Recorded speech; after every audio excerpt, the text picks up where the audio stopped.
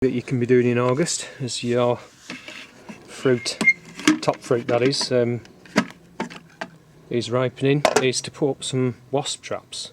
There's a little hoverfly interested there. And on this, it actually gives you their suggestion, if you can see that, to catch wasps, Lepidoptera, night butterflies and home flies, crop trees, gardens, etc. 10% wine. Well, I use cider. That works just as well. 10% sugar or other sweets, so you could use jam or honey or anything like that. 5% vinegar, 75% water. So I'll make some of that up, and about a litre. And there's two traps here. One's going to go on the pear trees on the orchard, and the other one's going to go on that big Victoria plum tree. You can see I've got one up. I've had one up on our tree at home here for a few weeks now. You see there's actually flies trying to get into it. I need to probably top that up because it's been hanging there for at least a couple of weeks, so yeah, I'll probably top it up, clean it out and top it up. Try and do that today. Okay, so I'm on the micro orchard. I've just put the first one up. I don't know if you can see that. There's a wasp on it now. Get in there, you little bugger. Anyway, if you haven't used them before, so they've got a lid. I just put a piece of string through. So you just get your mixture, pour it into this middle section.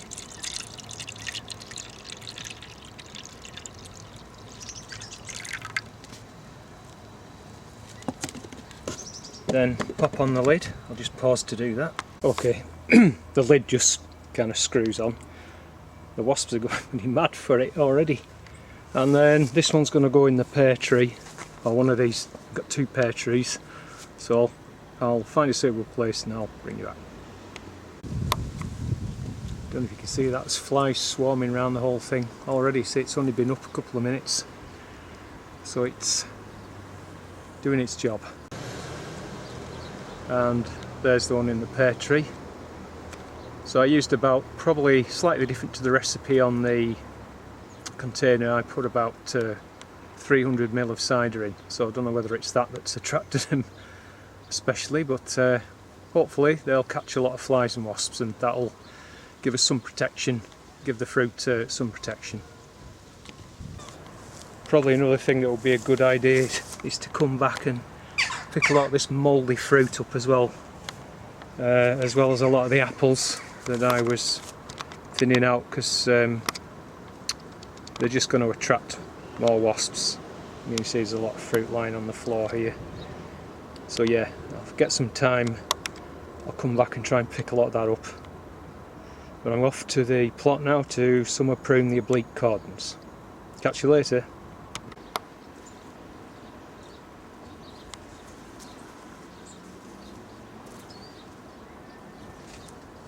Absolutely amazing.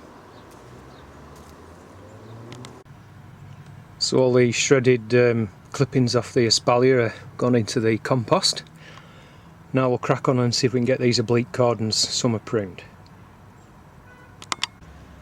So once again we'll do a before and after shot. So this is the row of oblique cordons. You can see all the growths. Some of them look to be over 3 foot long, very vigorous.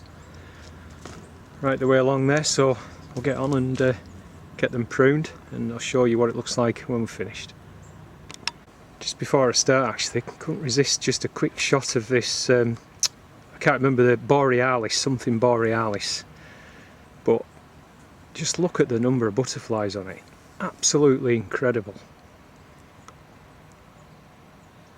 That's just awesome. Anyway, right, let's get on with this pruning.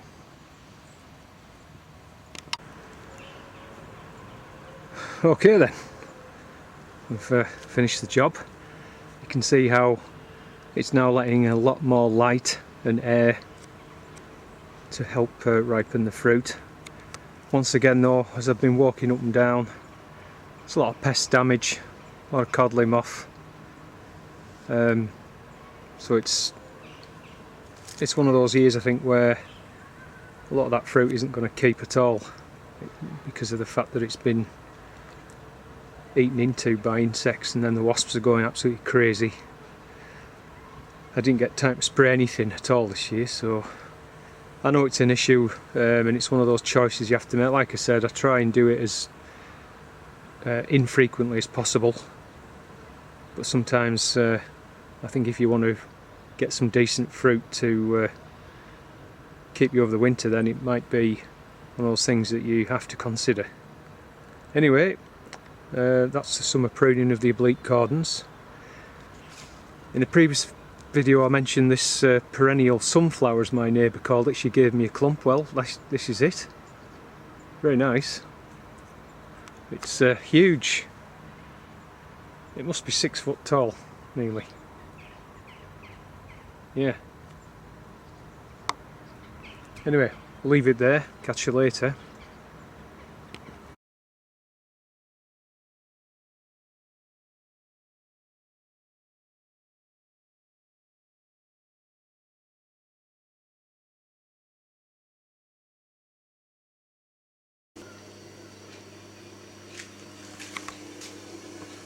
Well, back home, got a pan of courgette, onion and tomato on the go. I'll have some nice dwarf French beans with that as well, along with a piece of steak or something. And there's 2 carrier bags full of basil here that I've dried in my dehydrator, so the last job for me now is just to blitz those in there and get them bagged up, and we'll have a nice load of dried basil. So, see you later.